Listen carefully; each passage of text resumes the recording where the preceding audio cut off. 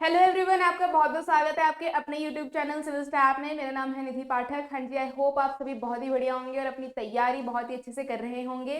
हाँ जी, तो आज हमारी क्लास 5 है यूजीसी नेट जून 2025 के एमसीक्यूज प्रैक्टिस की। तो हम कर रहे हैं कॉमर्स सब्जेक्ट के एमसीक्यूज प्रैक्टिस, जिसमें हम इम्पॉर्टेंट बहुत ही कंसेप्ट समझते हैं विद हेल्प ऑफ एमसीक्यू। ठीक है, तो इसमें हम हर टाइप के एमसीक्यूज देखते हैं, आपके असर्शन रीजनिंग के, सिंगल टाइप स्टेटमेंट्स के, सीक्वेंस वाले, स्टेटमेंट वाले। ठीक है, तो यहाँ पे हम हर टाइप के एमसीक्यूज प्रैक्टिस करेंगे जो आपके यूजीसी नेट एग्जाम में आते हैं, और हर टॉपिक को जो है हम डिटेल में समझेंगे साथ के साथ क्वेश्चन के साथ। ठीक है, तो चलिए स्टार्ट करते हैं आज की क्लास।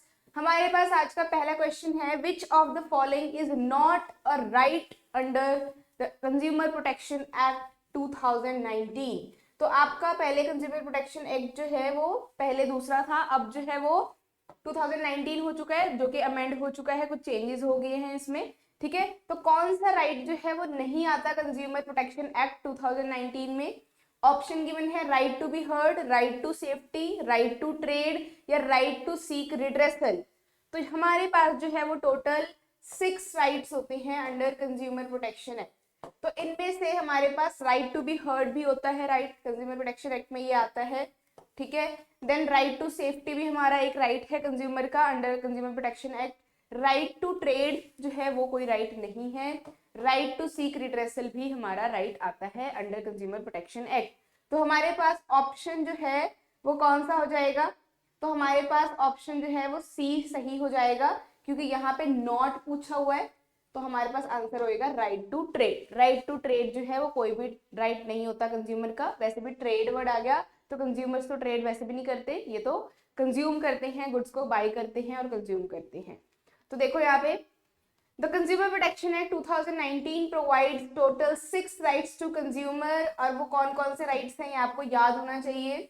ये आपका जो क्वेश्चन है ये बिजनेस एनवायरमेंट से क्वेश्चन आया हुआ है। बिजनेस एनवायरमेंट, तो बिजनेस एनवायरमेंट में आपका कंज्यूमर प्रोटेक्शन एक्ट भी टॉपिक दिया गया है, जो आपको डिटेल में पढ़ना है। इसमें जितने भी आपके फॉरम्स हैं, national commission, district forum, then इसमें एनजीओ का क्या रोल होता है, क्या क्या चेंजेस आए हैं आपके डिस्ट्रिक्ट कोर्ट में, नेशनल कमीशन में, स्टेट कमीशन में, अमाउंट में जो चेंज आया वो याद करना है। ठीक है, तो यहाँ पे देखो 6 राइट्स कौन से हैं? Right to safety, right to be informed, right to choose, right to be heard, right to seek redressal and right to consumer education. तो ये 6 राइट्स हैं। राइट टू सेफ्टी का मतलब क्या है कि कंज्यूमर का ये राइट है कि जब भी उसको सामान दिया जाए तो उसकी क्वालिटी अच्छी होनी चाहिए, उसमें प्रॉपर सारे मार्क्स होने चाहिए, आईएसआई मार्क होना चाहिए, हॉलमार्क होना चाहिए, जो भी जिस प्रोडक्ट में होना चाहिए। ठीक है, उसकी क्वालिटी को जो अच्छी बताता है वो वाले मार्क्स में होने चाहिए। Then right to be inform का मतलब क्या है कि जो भी सेलर बायर को कुछ भी बेच रहा है उसको सारी चीजें उसके बारे में बतानी है, उसका प्रॉपर उसमें लेबलिंग होनी चाहिए, पैकेजिंग उसकी इस तरीके से होनी चाहिए कि उसमें सारी चीज़ें लिखी हो, मैन्युफैक्चरिंग डेट, एक्सपायरी डेट, या फिर किस तरीके के उसको यूज़ करना है। जैसे कोई मेडिसिन खरीदने जा रहा है अगर कंज्यूमर, तो उस पर सारी चीज़ें लिखी होनी चाहिए डिटेल की, इसको किस तरीके से यूज़ करना है, ताकि उससे कोई हार्म ना हो जाए कंज्यूमर को, अगर उसको ना पता हो कि किस तरीके से यूज़ करना है। तो नेक्स्ट है right to choose. Right to choose है कि कंज्यूमर जो है वो मना कर सकता है अगर उसको कोई चीज़ पसंद नहीं आती, और वो जितनी मर्जी चीज़ें जो है वो देख सकता है, वो उसका राइट है। ठीक है, फोर्स नहीं कर सकता कोई भी सेलर कंज्यूमर को कि आप ये चीज़ ही खरीदो, मेरी जो ये वाली चीज़ है यही आपने खरीदनी है। ठीक है, कोई उनको फोर्स नहीं कर सकता। Right to be heard. Right to be heard क्या है कि अगर कंज्यूमर के साथ कोई भी फ्रॉड होता है, कोई भी माल प्रैक्टिस होता है, तो वो जा करके कोर्ट में कंप्लेन कर सके, इसका मतलब है right to be heard. Right to seek redressal क्या है? राइट टू सीक रिड्रेसल है कि जो भी उसने कंप्लेन करी है, जो भी उसका लॉस हुआ है, उसके अगेंस्ट जो कोर्ट है वो उसको क्या करे, कंपेंसेशन दिलवाए, जो भी सेलर है, जो भी फ्रॉड है। ठीक है, नेक्स्ट है राइट टू कंज्यूमर एजुकेशन। तो कंज्यूमर को जो है एजुकेट करना, स्पेशली जो इलिटरेट कंज्यूमर है, जिनको नहीं पता, जो पढ़े लिखे नहीं है, जिनको नहीं पता कि कंज्यूमर राइट्स भी कुछ होते हैं, तो उनको बताना, उनको अवेयरनेस पहुंचाना, ये भी कंज्यूमर का राइट है। ठीक है, तो ये गवर्नमेंट भी करती है, जैसे जागो ग्राहक जागो कैंपेन है, तो गवर्नमेंट भी करती है कंज्यूमर अवेयरनेस के लिए प्रोग्राम्स लॉन्च, प्लस आपके जो एनजीओज हैं ये भी करते हैं। ठीक है, नेक्स्ट क्वेश्चन है, under the consumer protection act 2019 which forum handles cases where the claim is above 10 crore. तो देखो यहाँ पे अब अमाउंट से रिलेटेड क्वेश्चन भी आ सकता है कि यहाँ पे अगर 10 करोड़ से ज्यादा का नुकसान हुआ है किसी भी बायर का, तो इस केस में आप कौन से फोरम में जाओगे, कौन से कोर्ट में जाओगे? डिस्ट्रिक्ट कमीशन में, स्टेट कमीशन में, नेशनल कमीशन डिस्प्यूट रिड्रेसल में, ठीक है, या फिर लोक अदालत में जाओगे। तो 3 ही हमारे पास कमीशन होते हैं, डिस्ट्रिक्ट, स्टेट एंड नेशनल, ठीक है। तो यहाँ पे जो है वो आपकी अलग अमाउंट है, यहाँ पे अलग अमाउंट है। 10 करोड़ से अबव बोला हुआ है, तो यहाँ पे हमारा आंसर हो जाएगा C option, that is national commission, ठीक है। नेशनल कमीशन में हम 10 करोड़ से ऊपर का अगर लॉस होता है तो जाते हैं, जो कि हमारा लास्ट होता है। इसके बाद अगर आप यहाँ से सेटिस्फाइड नहीं होते तो आप सुप्रीम कोर्ट में जा सकते हो, ठीक है। तो यहाँ पे देखते हैं क्या क्या अमाउंट है तीनों ही कमीशन की, क्योंकि किसी भी कमीशन का जो है आपसे एग्जाम में पूछा जा सकता है अमाउंट डैमेज का, लॉस का। तो यहाँ पे देखो, the consumer protection act 2019 has 3 tyre grievance redressal. तो जिसके भी साथ फ्रॉड हुआ है, जिसके भी साथ कोई भी माल प्रैक्टिस हुआ है, वो क्या कर सकता है, वो इन तीनों ही कमीशन में जा सकता है। अगर तो उसका लॉस, ठीक है, अप टू 1 करोड़ है, 1 करोड़ तक है, तो वो कहाँ जा सकता है, डिस्ट्रिक्ट कमीशन में जा सकता है। अगर उसका लॉस जो है 1 करोड़ से 10 करोड़ तक के बीच में है कंज्यूमर का, तो वो स्टेट कमीशन में जा सकता है डायरेक्टली। अगर 10 करोड़ से ऊपर है तो कहाँ जाएगा, नेशनल कमीशन में जाएगा। तो हमसे यही पूछा हुआ था। अब देखो, आपने ये भी याद रखना है कि अगर डिस्ट्रिक्ट कमीशन के फैसले से आप सहमत नहीं हो तो कितने दिन के अंदर अंदर आप स्टेट कमीशन में जा सकते हो। फिर अगर आप इससे भी सहमत नहीं हो तो फिर नेशनल कमीशन में कितने दिन के अंदर जा सकते हो, और अगर नेशनल कमीशन के आप से सहमत नहीं हो, ठीक है, तो आप सुप्रीम कोर्ट में कितने दिनों के अंदर अंदर जा सकते हो, ये भी याद रखना है। प्लस इनकी जो एलिजिबिलिटी क्राइटेरिया है कि प्रेसिडेंट कितने होते हैं, देन उनमें से कितने वुमेन होनी चाहिए, और कौन जो है आपके कौन से जज होना चाहिए। जैसे इसका जो आपका डिस्ट्रिक्ट कमीशन का है वो डिस्ट्रिक्ट जज रिटायर्ड होना चाहिए कहीं से, या आपका जो स्टेट कमीशन का प्रेसिडेंट है वो हाई कोर्ट का जज रिटायर्ड होना चाहिए। इस तरीके की जो भी कंडीशंस है वो सारी आपने याद करनी है, कहीं से भी क्वेश्चन बन के आ सकता है कंज्यूमर प्रोटेक्शन एक्ट में से, ठीक है। चलो नेक्स्ट है, what is the break even point. अब ये हमारा क्वेश्चन आ गया है बिजनेस फाइनेंस से। बिजनेस फाइनेंस में, बिजनेस फाइनेंस या फिर ये आपका अकाउंट्स में भी टॉपिक आता है, ठीक है, तो आप जिस मर्जी में पढ़ सकते हो। तो अकाउंट्स में वैसे आपका ये दिया गया है ब्रेक इवन वाला, जो आपका मार्जिनल कॉस्टिंग वगैरह है वहां पे। तो ब्रेक इवन पॉइंट जो है वो कौन सा पॉइंट होता है, the level of sales where total cost equals to total revenue, और the level of sale where total cost is maximum, और the point where profit is maximum, या the sales level where only variable cost are covered. तो break even point क्या होता है, break even point वो point होता है जहां पे बिजनेस को ना तो प्रॉफिट हो रहा होता है ना लॉस होता है। ऐसी सिचुएशन जहां पे no profit and no loss situation है। इसका मतलब आपकी जो कॉस्ट है वो रेवेन्यू के इक्वल है, ठीक है, इसलिए आपका ना तो प्रॉफिट हो रहा है और ना तो लॉस हो रहा है। तो ये एक तरीके से ऐसा पॉइंट है जहां पे आपको ध्यान रखने की जरूरत है, वहां पे आपको अपनी चीजें स्ट्रेटेजी बनाने की जरूरत है ताकि आप लॉस की तरफ ना जाओ, प्रॉफिट की तरफ बढ़ो, ठीक है। तो यहाँ पे आंसर क्या होगा, the level of sale where total cost equal to total revenue. तो हमारा ए ऑप्शन जो है वो सही हो जाएगा। तो यहाँ पे देखो, break even point is the sales volume where total revenue is equal to total cost, meaning no profit no loss situation. तो ब्रेक इवन पॉइंट के आपके जितने भी फॉर्मूलाज हैं, ठीक है, देन आपके पीवी रेशियो के फॉर्मूलाज हैं जितने भी, ये सारे फॉर्मूला आपने याद रखना है, कंट्रीब्यूशन का फॉर्मूला, ठीक है, जितने भी आपके फॉर्मूलाज हैं मार्जिनल कॉस्टिंग में वो सारे आपने याद करके जाने हैं अकाउंट्स में। वो सारे क्वेश्चन जो है वो पक्का पूछे जाते हैं मैचिंग की फॉर्म में, कभी स्टेटमेंट की फॉर्म में या डायरेक्टली। नेक्स्ट है contribution per unit is calculated as. देखो जैसे ये क्वेश्चन है, कंट्रीब्यूशन अगर आपने कैलकुलेट करना है पर यूनिट सॉरी, तो आप कैसे कैलकुलेट करोगे, selling price per unit minus fix cost per unit, selling price per unit minus variable cost per unit, या fix cost per unit minus variable cost per unit, या फिर total sales minus total cost. तो contribution का formula होता है sales minus variable cost, इससे आता है हमारा कंट्रीब्यूशन। तो यहाँ पे हमारे पास क्या गिवन है, sales price per unit minus variable cost per unit, क्योंकि हमें पर यूनिट निकालना है तो इनका पर यूनिट ले लेंगे तो हमारा आंसर आ जाएगा कंट्रीब्यूशन पर यूनिट। तो हमारा आंसर क्या आएगा यहाँ पे, हमारा आंसर आएगा बी ऑप्शन। क्लियर? तो ये है हमारा कंट्रीब्यूशन का फॉर्मूला। ठीक है, अब देखो यहाँ पे कंट्रीब्यूशन होता क्या है, it helps in determining profitability and break even point. अब ये जितने भी आपके कंट्रीब्यूशन पर यूनिट हैं या जिसमें भी हम PV ratio and all calculate करते हैं, इससे हमें क्या पता लगता है कि हमारा ब्रेक इवन पॉइंट कहाँ पे होगा। ठीक है, हम किस सिचुएशन में चल रहे हैं, हम कहाँ पे अभी स्टैंड कर रहे हैं, ये सारी चीजें हमें यहाँ से पता लगती हैं जो भी हम ये ratios, PV ratios, break even point, contribution, ये सारे कैलकुलेट करते हैं। चल नेक्स्ट क्वेश्चन है, which of the following is not a measure of dispersion. अब ये आपका क्वेश्चन है बिजनेस स्टैटिस्टिक्स से। बिजनेस स्टैटिस्टिक्स जो आपका यूनिट है, इसमें आपका रिसर्च एप्टीट्यूड भी ऐड है ना। रिसर्च एप्टीट्यूड आपका सेम टू सेम सिलेबस है जो आपका पेपर 1 में सिलेबस है। तो आपने पेपर 2 में कॉमर्स वाले स्टूडेंट्स जो हैं उन्होंने सिर्फ अगर स्टैटिस्टिक्स भी पढ़ लोगे आप इसका पोर्शन, और रिसर्च एप्टीट्यूड अगर आप पेपर 1 में पढ़ लेते हो तो सेम है। ठीक है, दोबारा पढ़ने की जरूरत नहीं है। तो बिजनेस स्टैटिस्टिक्स से आपका क्वेश्चन है मेजर ऑफ डिस्पर्जन का।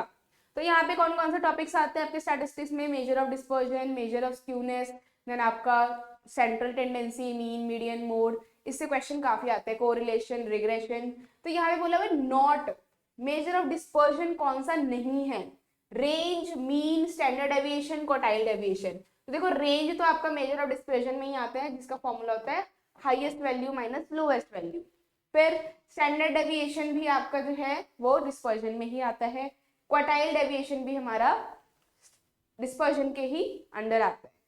तो मीन जो है वो सेंट्रल टेंडेंसी के अंदर आता है टॉपिक के अंदर, ये हमारा डिस्पर्जन का मेजर नहीं है। तो हमारा आंसर क्या हो जाएगा, B option, that is mean. ठीक है, देखो यहाँ पे mean is the measure of central tendency not dispersion. तो अगर यहाँ पे सेंट्रल टेंडेंसी होता तो मीन होता, यहाँ पे पूछा हुआ है डिस्पर्जन तो मीन नहीं होता। Major of dispersion include range, standard deviation, variance, quartile deviation which indicates the spread of data. तो देखो यहाँ पे आपके डिस्पर्जन में क्या क्या आता है, डिस्पर्जन में आपका आ जाता है रेंज आ जाता है, क्वार्टाइल डेविएशन आ जाता है, स्टैंडर्ड डेविएशन आ जाता है, मीन डेविएशन आ जाता है। ठीक है, वेरिएंस आ जाएगा, ये सारे आपके डिस्पर्जन में आते हैं। डिस्पर्जन का मतलब क्या है कि जो आपका डाटा है वो कितना स्प्रेड है, सेंट्रल वैल्यू से कितना स्प्रेड है, कितना जो है वो स्प्रेड कर रहा है। ठीक है, चल नेक्स्ट क्वेश्चन है, the coefficient of variation is given by. Coefficient of variation का फॉर्मूला क्या होता है, CV is equal to standard deviation upon mean into 100, या फिर mean upon standard deviation into 100, या फिर आपका समीशन x माइनस मीन का होल स्क्वायर अपॉन n। क्या फॉर्मूला होता है कोवेरियंस का, सॉरी कोफिशिएंट ऑफ वेरिएशन का। अब देखो यहाँ पे एक होता है coefficient of variation, coefficient of variation, और एक होता है आपका कोवेरियंस। कोवेरियंस ये दोनों ही जो है आपके अलग अलग हैं, अलग कंसेप्ट हैं, तो इनको बिल्कुल भी सेम नहीं समझना। Coefficient of variation is different and covariance is different. यहाँ पे कोफिशिएंट ऑफ वेरिएशन पूछा हुआ है तो हमारे पास आंसर क्या आएगा, फर्स्ट ऑप्शन, ए ऑप्शन। ठीक है, तो यहाँ पे थोड़ा सा हम इसकी एक्सप्लेनेशन पढ़ लेते हैं। कोफिशिएंट ऑफ वेरिएशन क्या है, it is a relative major. तो यहाँ पे आपके डिस्पर्जन में दो टाइप के मेजर होते हैं, एक आपका एब्सोल्यूट मेजर होता है, एब्सोल्यूट मेजर,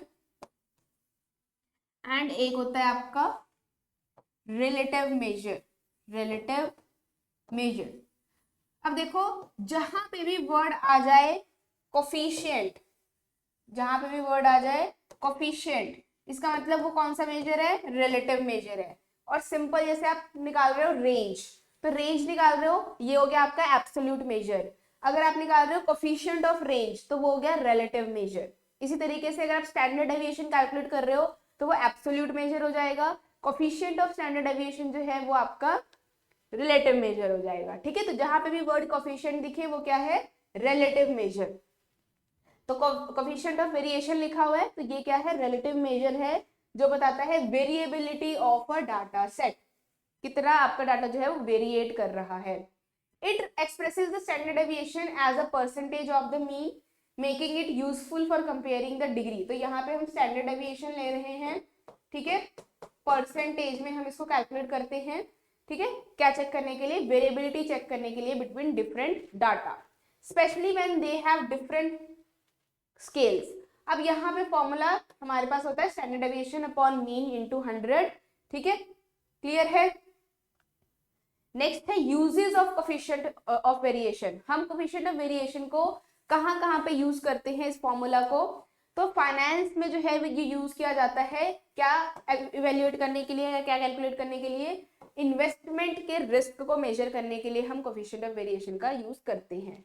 देन नेक्स्ट है manufacturing assessing product quality consistency. तो जो मैन्युफैक्चरिंग फर्म्स हैं वो भी कोफिशिएंट ऑफ वेरिएंस जो है वो कैलकुलेट करती हैं, क्या चेक करने के लिए, ये चेक करने के लिए कि प्रोडक्ट में कितनी कंसिस्टेंसी है इसकी क्वालिटी में और कितनी जो है क्वालिटी वो चेंज हो रही है, वेरिएट कर रही है। नेक्स्ट है मेडिसिन में, ठीक है, तो यहाँ पे हम अलग अलग ट्रीटमेंट की इफेक्टिवनेस को चेक करने के लिए भी कोफिशिएंट ऑफ वेरिएशन का फॉर्मूला यूज करते हैं, ठीक है। तो देख रहे हो आप रियलिटी में, प्रैक्टिकल लाइफ में भी कोफिशिएंट ऑफ वेरिएशन कितने सारे फील्ड में यूज हो रहा है, फाइनेंस सेक्टर में, मैन्युफैक्चरिंग सेक्टर में, मेडिसिन में, इकोनॉमिक्स में, ठीक है। तो यहाँ पे इकोनॉमिक्स में इनकम डिस्ट्रीब्यूशन की वेरिएबिलिटी को हम कैलकुलेट करने के लिए कोफिशिएंट ऑफ वेरिएशन क्या करते हैं, कैलकुलेट करते हैं और एनालाइज करते हैं डाटा। नेक्स्ट क्वेश्चन है which of the following statements about 360 degree performance appraisal is true. अब ये हमारा एचआर ह्यूमन रिसोर्स मैनेजमेंट से क्वेश्चन है। 360 डिग्री परफॉर्मेंस अप्रेजल जो टॉपिक है बहुत इंपॉर्टेंट है। इसमें क्या होता है, इसमें जो आपका एम्प्लॉय होता है उसकी परफॉर्मेंस को इवेल्युएट किया जाता है बाय 360 डिग्री। मतलब जितने भी लोग हैं आपके ऑर्गेनाइजेशन में सभी से उसके बारे में फीडबैक लिया जाता है, उसके बाद उसकी परफॉर्मेंस को इवेल्युएट करके हम बताते हैं कि ये कितना जो है एफिशिएंट वर्क कर रहा है। तो यहाँ पे नॉट पूछा हुआ है ना, नहीं सॉरी, इसमें पूछा हुआ है कि कौन सा ट्रू स्टेटमेंट है। तो हमारे पास देखते हैं क्या क्या गिवन है statement. It involves feedback only from the employees immediate supervisor, या it includes feedback from multiple sources such as peers, subordinates and customers, or it is traditional appraisal method focused only on past performance, या फिर last है it excludes self evaluation to prevent bias। तो यहाँ पे हमारा answer जो है वो कौन सा हो जाएगा, B option, that is it includes feedback from multiple sources. तो यहाँ पे हम फीडबैक लेते हैं एम्प्लॉय का अलग अलग सोर्सेज से, उसके फ्रेंड से, उसके सबॉर्डिनेट से, कस्टमर से, ठीक है, जो उनके इमीडिएट सुपरवाइजर हैं उनसे, फिर हमें पता लगता है कि सारे इनके बारे में क्या क्या कह रहे हैं, तो इसमें जो है काम ये किस तरीके से कर रहा है। तो यहाँ पे देखो 360 degree performance appraisal is the modern evaluation technique. तो हमारे पास एचआर की परफॉर्मेंस, जब एचआर जो आप पढ़ोगे, एचआर ह्यूमन रिसोर्स मैनेजमेंट आप जब सब्जेक्ट पढ़ोगे तो वहां पे आप देखोगे कि ट्रेडिशनल और मॉडर्न दो टाइप के मेथड्स होते हैं परफॉर्मेंस इवेल्युएट करने के एम्प्लॉयज को। तो हमारे जो 360 डिग्री परफॉर्मेंस इवेल्युएशन मेथड है ये हमारा मॉडर्न इवेल्युएशन मेथड के अंदर आता है, ठीक है, जहां पे फीडबैक लिया जाता है डिफरेंट मल्टीपल सोर्सेज से, स्टेक होल्डर से, जैसे कि सुपरवाइजर से, ठीक है, मैनेजर्स हो गए, टीम लीडर्स हो गए, उनसे पूछ लिया कि किस तरीके से काम कर रहा है, इसका हमें रिपोर्ट दिखाओ, बताओ इसका फीडबैक। देन उसके जो कलीग्स हैं सेम लेवल पे, ठीक है, पीयर ग्रुप्स हैं, फ्रेंड्स हैं, उनसे, देन सबऑर्डिनेट से, ठीक है, देन कस्टमर जो क्लाइंट है हमारे, वहां से हम फीडबैक ले सकते हैं कि ये किस तरीके से बात करते हैं और आपको जो है सर्विसेज प्रोवाइड कर रहे हैं सही से या नहीं। देन सेल्फ इवेल्युएशन, खुद भी जो है हम एम्प्लॉय की असेसमेंट कर सकते हैं, सेल्फ इवेल्युएशन भी कर सकते हैं कि आप खुद भी उससे पूछ सकते हो, हाँ जी आपको कैसा लग रहा है, आपको क्या लग रहा है कि आप कैसा वर्क कर रहे हो। तो ये है आपके सोर्सेस ऑफ इवेल्युएशन। नेक्स्ट है क्वेश्चन नंबर 7, स्टेटमेंट 1 गिवन है आपको, NBFC are allowed to accept demand deposit and issue check drawn on themselves similar to commercial banks। अब नॉन बैंकिंग फाइनेंशियल कॉर्पोरेशन से आपका जो है क्वेश्चन बना है जो कि बहुत इंपॉर्टेंट है, यहाँ से हर बार क्वेश्चन आता है, एक तो RBI से और एक NBFC से क्वेश्चन हर बार आता है आपके UGC नेट एग्जाम में, बैंकिंग वाले यूनिट में आप चेक कर सकते हो। तो एनबीएफसी जो है यहाँ पे पहली स्टेटमेंट में गिवन है कि इनको अलाउ होता है कि ये डिमांड डिपॉजिट एक्सेप्ट कर सकते हैं और चेक भी इशू कर सकते हैं पब्लिक को।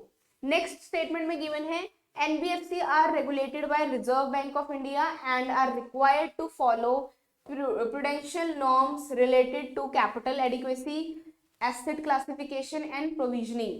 तो यहाँ पे देखो एनबीएफसी जो है वो सही लिखा हुआ है, आरबीआई रेगुलेट करता है इनको भी, और जो भी आरबीआई ने इनसे रिलेटेड नॉर्म्स बनाए हैं, रूल्स बनाए हैं, प्रोविजन बनाई है, वो इनको फॉलो करना पड़ता है। तो सेकंड स्टेटमेंट तो बिल्कुल सही है, लेकिन फर्स्ट स्टेटमेंट जो है वो रॉन्ग है, गलत है। क्यों? क्योंकि एनबीएफसी जो है वो कमर्शियल बैंक्स की तरह नहीं होते, इनको नहीं अलाउड होता डायरेक्टली पब्लिक के साथ जो है डील करना, डिपॉजिट, डिमांड डिपॉजिट करना या फिर चेक इशू करना। तो जो नॉर्मली कमर्शियल बैंक्स का काम है जिसमें वो पब्लिक को पैसा क्या करते हैं, डिपॉजिट करवाते हैं और लोन पे भी देते हैं, लेकिन एनबीएफसी ये नहीं कर सकती फंक्शन। तो हमारे पास आंसर आ जाएगा statement 1 is false but statement 2 is true. तो हमारे पास ऑप्शन नंबर डी जो है वो सही हो जाएगा। तो हम थोड़ा सा पढ़ लेते हैं एनबीएफसी के क्या फीचर है, ठीक है, क्योंकि ये इंपॉर्टेंट है आपका टॉपिक। तो देखो यहाँ पे पहला हमारे पास फीचर है एनबीएफसी का, it is regulated by RBI. तो NBFC are governed by Reserve Bank of India under the RBI act 1934 except for certain categories regulated by other authorities. तो इसमें देखो मैक्सिमम जो रेगुलेशन है वो आरबीआई की है, कुछ जो है रेगुलेशंस एनबीएफसी की वो और भी आपकी इंस्टीट्यूशन करती है, ठीक है, जैसे यहाँ पे हाउसिंग फाइनेंस कंपनीज है बाय एनएचबी। नेक्स्ट है नो डिमांड डिपॉजिट्स। तो एनबीएफसी जो है वो एक्सेप्ट नहीं कर सकते demand deposit from the public, इनको नहीं अलाउ। नेक्स्ट है क्रेडिट एंड इन्वेस्टमेंट एक्टिविटीज। तो जो आपके नॉन बैंकिंग फाइनेंशियल कॉर्पोरेशंस हैं, ये फाइनेंस जो है फाइनेंशियल सर्विसेज जैसे कि loan, credit facility, hire purchase, leasing, investment in securities and asset financing, ये सारी जो है वो प्रोवाइड करती हैं, लेकिन चेक नहीं इशू कर सकती, ठीक है। However, they do not offer primary banking functions like saving और current account। तो देखो ये लोन तो प्रोवाइड कर सकते हैं, लेकिन जो डिमांड डिपॉजिट है, जो जिसमें हम करंट अकाउंट या सेविंग अकाउंट ओपन करवाते हैं बैंक के पास, वो हम एनबीएफसी के साथ नहीं करा सकते, या फिर ये चेक वगैरह नहीं इशू करते, ठीक है। नेक्स्ट देखो यही आ रहा है आपका feature, it can not issue cheques. तो NBFC are not a part of payment and settlement system and can not issue cheques drawn on themself, ठीक है। तो 2 पॉइंट्स याद रखने हैं, डिमांड डिपॉजिट वाला और चेक वाला। बाकी लोन वगैरह ये प्रोवाइड कर सकते हैं, hire purchase services, leasing services, ये सारी प्रोवाइड करते हैं। नेक्स्ट है हायर रिस्क टेकिंग एबिलिटी। अब यहाँ पे जो आपके नॉर्मल बैंक्स है, जो ट्रेडिशनल बैंक्स हैं, कमर्शियल बैंक्स हैं, वो इतना रिस्क वगैरह लेना नहीं चाहते, लेकिन जो एनबीएफसी है वो सबसे ज्यादा रिस्क लेते हैं क्रेडिट सर्विसेज प्रोवाइड करके, ठीक है। जैसे आपके मीडियम स्मॉल जो आपकी इंडस्ट्रीज हैं उनको क्रेडिट फैसिलिटी वगैरह ये ज़्यादा प्रोवाइड करते हैं और ज़्यादा अमाउंट का लोन जो है वो दे देते हैं, इंफ्रास्ट्रक्चर से रिलेटेड, रियल इस्टेट। तो यहाँ पे अगर आप बैंक से आपको लोन नहीं मिल रहा है, ठीक है, ज़्यादा अमाउंट का, तो आप एनबीएफसी के पास जा सकते हो, ये आपको बहुत अच्छा क्रेडिट जो है सर्विसेज प्रोवाइड करते हैं। नेक्स्ट है कंप्लायंस विद प्रूडेंस नॉर्म्स, मतलब जितने भी रूल्स है, रेगुलेशंस है, उसको एनबीएफसी को भी फॉलो करना पड़ता है, जो भी आरबीआई बनाती है। नेक्स्ट है डिफरेंसेस फ्रॉम बैंक्स, किस तरीके से एनबीएफसी जो है वो बैंक से डिफरेंट है, ये भी बहुत इंपॉर्टेंट पॉइंट है, यहाँ से भी क्वेश्चन बहुत बार पूछा गया है। तो यहाँ पे देखो NBFC can not issue demand deposit, पहला point. It can not offer cheque services और to be a part of clearing system, ठीक है। Next they pay a complementary role by bridging the credit gap in the economy। सिर्फ इनका main role क्या है, जो credit gap है, जो क्रेडिट फैसिलिटीज हैं वो प्रोवाइड करना कस्टमर्स को, जो कि बैंक्स कभी कभी नहीं कर पाती हैं ज्यादा, ठीक है। तो ये है आपके एनबीएफसी के सारे फीचर जो कि बहुत इंपॉर्टेंट है, आपने इनको डिटेल में करके जाना है। नेक्स्ट क्वेश्चन है which distribution strategy is commonly use for high end luxury brands like Rolex and Ferrari. अब ये आपका मार्केटिंग से क्वेश्चन आ गया है, मार्केटिंग। तो आपके डिफरेंट टाइप्स ऑफ मार्केटिंग होती है, ठीक है, जिसमें हम डिस्ट्रीब्यूशन करते हैं। जो आपका चैनल ऑफ डिस्ट्रीब्यूशन टॉपिक है, चैनल ऑफ डिस्ट्रीब्यूशन, ये आपका किस में आएगा, प्लेस मिक्स में आएगा, प्लेस मिक्स। चार हमारे पास जो है वो मार्केटिंग मिक्स होते हैं प्रोडक्ट के केस में, आपका प्लेस, प्राइस, प्रमोशन एंड आपका physical sorry place, price, product, promotion. हाँ, ये आपके चार होते हैं। तो प्लेस मिक्स में आता है आपका चैनल ऑफ डिस्ट्रीब्यूशन। तो चैनल ऑफ डिस्ट्रीब्यूशन में आपका एक ही टॉपिक आता है कि कितने टाइप्स की डिस्ट्रीब्यूशन होती है। जो आपका होलसेलर होता है या आपका जो मैन्युफैक्चरर होता है वहां से लेकर कस्टमर तक आप किस तरीके से सामान को डिस्ट्रीब्यूट करते हैं। तो हम इसमें डिफरेंट टाइप्स के डिस्ट्रीब्यूशन चैनल्स पढ़ते हैं, ठीक है। तो यहाँ पे देखो intensive distribution, exclusive distribution, selective distribution and hybrid distribution आपका ऑप्शन गिवन है। पूछा गया है जिसमें हाई एंड लग्जरी ब्रांड जो है हम डिस्ट्रीब्यूट करते हैं लाइक रोलेक्स एंड फरारी। तो यहाँ पे कौन से टाइप की डिस्ट्रीब्यूशन जो है वो हमारी यूज होगी, तो देखते हैं। इसका आंसर आपका जो है वो आएगा एक्सक्लूसिव डिस्ट्रीब्यूशन, ठीक है, एक्सक्लूसिव डिस्ट्रीब्यूशन। तो यहाँ पे इसको थोड़ा सा डिटेल में पढ़ते हैं, जितने भी टाइप्स ऑफ डिस्ट्रीब्यूशन यहाँ पे गिवन है। पहला है इंटेंसिव। इंटेंसिव डिस्ट्रीब्यूशन क्या होता है, जहां पे प्रोडक्ट को हम डिस्ट्रीब्यूट करते हैं through many outlets as possible, जितने भी हो सके, जहां जहां पे आप अपना सामान पहुंचा सको, हर जगह। आपने इंटेंसिव लिखा हुआ है ना, मतलब आप कोई एरिया जो है ये नहीं कह रहे कि यहाँ पे नहीं करना या नहीं भेजना सामान, जहां पे भी आप अपने आउटलेट्स जो है वो डिस्ट्रीब्यूट कर सकते हो, वहां वहां जाके आपने जो है अपना प्रोडक्ट बेचना है। जैसे कि आपके एग्जांपल है पेप्सी, कोका कोला, लेज, कोलगेट, मैगी, ये आपको हर स्टोर में दिखेगा, हर दुकान में दिखेगा। तो ये आपका इंटेंसिव डिस्ट्रीब्यूशन का एग्जांपल है। कैरेक्टरिस्टिक्स देखो, it is used for fast moving consumer goods like snacks, beverages and toiletries.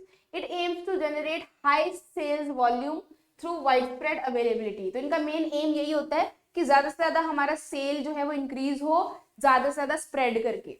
तो इंटेंसिव डिस्ट्रीब्यूशन का मतलब क्या है कि जितने भी मैक्सिमम पॉसिबिलिटी हो वहां तक हमने अपना प्रोडक्ट जो है पहुंचाना है, छोटे से छोटे दुकान तक भी हमारा प्रोडक्ट जो है वो पहुंचना चाहिए। तो यहाँ पे बेस्ट एग्जांपल है मैगी, कोलगेट, लेज, चीज, जितने भी आपके प्रोडक्ट हैं, ठीक है। नेक्स्ट है एक्सक्लूसिव। एक्सक्लूसिव क्या होता है, यहाँ पे हम सिर्फ एक लिमिटेड नंबर ऑफ एरिया को सिलेक्ट करते हैं, लिमिटेड नंबर ऑफ आउटलेट्स में ही अपना सामान जो है वो सेल करते हैं, ठीक है, ज्योग्राफिकल एरिया वगैरह को देख करके। तो कैरेक्टरिस्टिक्स देखो, it creates a sense of exclusivity and premium brand image, क्योंकि हमारी जो ब्रांड है वो इतना लग्जरी है कि हम हर जगह नहीं बेचेंगे, क्योंकि महंगा होगा वो प्रोडक्ट तो हर कोई नहीं खरीदेगा उसको, ठीक है। तो हम ये देखेंगे कि इस एरिया में लोग जो हैं वो रिच हैं, यहाँ पे इनकम जो है वो हाई ग्रुप पीपल है, तो यहाँ पे हम अपना प्रोडक्ट सेल कर सकते हैं, ठीक है। तो लग्जरी जो गुड्स हैं, जो हाई एंड प्रोडक्ट्स हैं, वो हम एक्सक्लूसिव डिस्ट्रीब्यूशन के थ्रू जो है वो डिस्ट्रीब्यूट करते हैं। तो यहाँ पे एग्जांपल है फरारी, रोलेक्स वॉचेस, तो हमें यही पूछा हुआ था एग्जांपल में, तो हमारा आंसर क्या आएगा, एक्सक्लूसिव डिस्ट्रीब्यूशन। नेक्स्ट है सिलेक्टिव डिस्ट्रीब्यूशन। सिलेक्टिव डिस्ट्रीब्यूशन क्या है, यहाँ पे हम कुछ लिमिटेड नंबर ऑफ आउटलेट्स को सिलेक्ट करते हैं, ठीक है, जैसे कि सर्विस क्वालिटी, ब्रांड रेपुटेशन, ये भी थोड़ा थोड़ा उसी की तरह है, लेकिन वहां पे क्या है, एक्सक्लूसिव है। यहाँ पे क्या है, हमारे बहुत ही कम, सिंगल भी हो सकता है, बहुत ही कम, यहाँ पे आप उससे ज्यादा नंबर बोल सकते हो, ठीक है, सिलेक्टिव में। तो यहाँ पे देखो, it ensure better customer service and product knowledge, it is use for shopping goods. तो यहाँ पे आपने ये याद रखना है टाइप्स ऑफ गुड्स और उसका डिस्ट्रीब्यूशन कौन सा होगा। तो शॉपिंग गुड्स के केस में अगर आपसे पूछे एग्जाम में, तो वो सिलेक्टिव डिस्ट्रीब्यूशन का एग्जाम्पल होगा। तो एग्जाम्पल देखो, यहाँ पे Samsung smartphone, Soni television, Nike, Adidas shoes, ये सारे एग्जाम्पल हैं, ठीक है। नेक्स्ट है हाइब्रिड डिस्ट्रीब्यूशन। हाइब्रिड डिस्ट्रीब्यूशन का मतलब है जहां पे आप दो चैनल्स इकट्ठा यूज कर रहे हो, एक तो डायरेक्ट भी और इनडायरेक्ट भी। डायरेक्ट मतलब जो आपका मैन्युफैक्चरर है वो डायरेक्टली कस्टमर को सेल कर रहा है, या फिर बीच में आप होलसेलर या फिर रिटेलर जो है उसके थ्रू सेल कर रहे हो अपना सामान, इसको बोलते हैं हाइब्रिड, ठीक है। तो यहाँ पे देखो, use both online and offline distribution channel, then it also has greater flexibility and wider market coverage. अब यहाँ पे आप ऑनलाइन और ऑफलाइन दोनों से ही सेल कर रहे हो, तो आपकी जो कवरेज है वो ज्यादा हो जाती है, ठीक है, ज्यादा कस्टमर्स आप अट्रैक्ट कर सकते हो। यहाँ पे एग्जांपल है एप्पल स्टोर, नाइकी। अब इनके देखो ऑफलाइन स्टोर्स भी होते हैं, इन ये जो आपके जितने भी मोबाइल कंपनीज वगैरह हैं, इलेक्ट्रॉनिक्स का प्रोडक्ट है, प्लस इनका ऑनलाइन भी जो है वो सामान बिकता है ना। तो ये एग्जांपल है हाइब्रिड डिस्ट्रीब्यूशन का। चलो नेक्स्ट क्वेश्चन पे चलते हैं। 9th question, which of the following is not an essential element of a valid contract under Indian contract act 1872। अब ये हमारा लॉ से क्वेश्चन है, लीगल एस्पेक्ट्स ऑफ बिजनेस, ठीक है। तो हमारा इसमें इंडियन कॉन्ट्रैक्ट एक्ट आपका है सिलेबस में, जिसको बहुत ही आपने अच्छे से पढ़ के जाना है। तो यहाँ पे क्या पूछा हुआ है, एसेंशियल्स।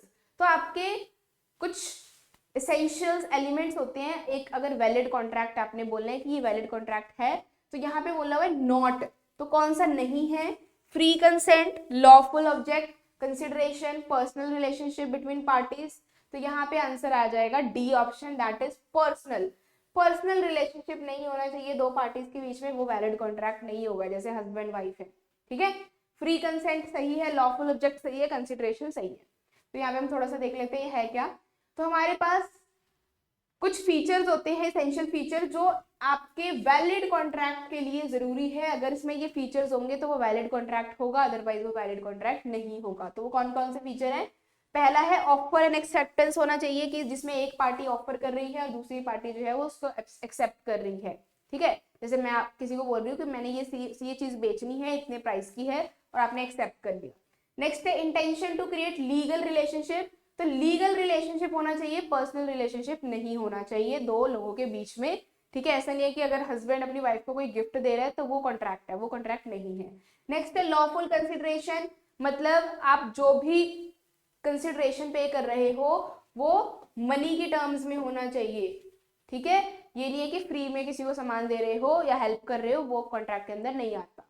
नेक्स्ट है कैपेसिटी ऑफ पार्टीज, तो जो भी दो लोग आपस में कॉन्टैक्ट कर रहे हैं, ठीक है, तो वो क्या होने चाहिए, कैपेबल होने चाहिए। मतलब एक माइनर के साथ अगर आप कॉन्ट्रैक्ट करते हो बिलो 18 ईयर के पर्सन के साथ, तो वो वैलिड कॉन्ट्रैक्ट नहीं माना जाता। नेक्स्ट है फ्री कंसेंट, तो आप जो भी किसी को कोई सामान बेच रहे हैं, कोई भी किसी से काम करवाना चाह रहे हो, तो वो फोर्सफुल नहीं होना चाहिए, वो क्या होना चाहिए, फ्री कंसेंट होना चाहिए उसका, वो अपनी मर्जी से हाँ कर रहा है और काम कर रहा है आपका, वो सही है। नेक्स्ट है लॉफुल ऑब्जेक्ट, कोई इलीगल काम नहीं करना है, ठीक है, लीगल काम होना चाहिए, आपका जो ऑब्जेक्ट है वो लीगल होना चाहिए, ऐसे नहीं आप स्मगलिंग कर रहे हो, गैम्बलिंग कर रहे हो, वो इलीगल हो जाएगा। नेक्स्ट है certainty and possibility of performance, तो जो भी कॉन्ट्रैक्ट में आप डिसाइड कर रहे हो वो पॉसिबल भी होना चाहिए, ऐसे नहीं इम्पॉसिबल चीज आपने किसी को बोल दी करने के लिए। Then not expressly declare void, तो जो कॉन्ट्रैक्ट है वो कहीं पे भी किसी और लॉ में कहीं पे भी आपका वॉइड नहीं होना चाहिए या एक्सप्रेसली वॉइड नहीं होना चाहिए, ठीक है। तो ये आपके एलिमेंट्स हैं a valid contract under Indian contract act 1872। Last question है, in a perfectly competitive market an individual firm is a. अब ये आपका बिजनेस इकोनॉमिक्स से फॉर्म्स ऑफ मार्केट का क्वेश्चन है, फॉर्म्स ऑफ मार्केट जिसमें डिफरेंट टाइप्स ऑफ मार्केट आप पढ़ते हो, ठीक है। परफेक्ट कंपटीशन, मोनोपोलिस्टिक, देन आपका मोनोपोली, ओलिगोपोली। तो इसमें फीचर पूछा हुआ है कि इसमें से आपके परफेक्टली कॉम्पिटिटिव मार्केट में जो इंडिविजुअल फॉर्म है वो क्या होता है, price maker, price follower, price taker या प्राइस लीडर। तो प्राइस टेकर होता है परफेक्टली कॉम्पिटिटिव मार्केट में, अगर मोनोपोली पूछा होता तो प्राइस मेकर होता, ठीक है। तो ये हमारे पास आंसर आ जाएगा सी ऑप्शन। तो in perfect competition firm accepts the market price. अब प्राइस टेकर का मतलब क्या है कि यहाँ पे परफेक्ट कंपटीशन मार्केट में क्या होता है, परफेक्ट कंपटीशन मार्केट में जो प्रोडक्ट का प्राइस डिसाइड होता है वो किसके बेसिस पे होता है, प्रोडक्ट का प्राइस डिमांड एंड सप्लाई के बेसिस पे होता है, डिमांड एंड सप्लाई के बेसिस पे होता है। वो खुद अपनी मर्जी से अपने प्रोडक्ट का प्राइस जो है वो नहीं रख सकता, जैसे एक मोनोपोलिस्टिक या फिर जो आपका मोनोपोली मार्केट है उसमें होता है, ठीक है। क्योंकि आपके जैसा सेम प्रोडक्ट जो है, होमोजीनियस प्रोडक्ट जो है वो और फर्म्स भी सेल कर रही हैं, तो इतना कंपटीशन होता है, इतने large number of buyers and sellers होते हैं कि आप इंडिविजुअली नहीं डिसाइड कर सकते कि इस प्रोडक्ट का प्राइस अब इतना हो जाना चाहिए या इतना बढ़ जाना चाहिए। क्लियर। तो ये था आपका बिजनेस इकोनॉमिक्स का क्वेश्चन। तो ये हमारे आज के क्वेश्चन थे 10 MCQs, जिसमें हमने बहुत ही इंपॉर्टेंट टॉपिक्स कवर किए हैं, ठीक है। आई होप आपको जो है सारे टॉपिक्स क्लियर हो गए होंगे।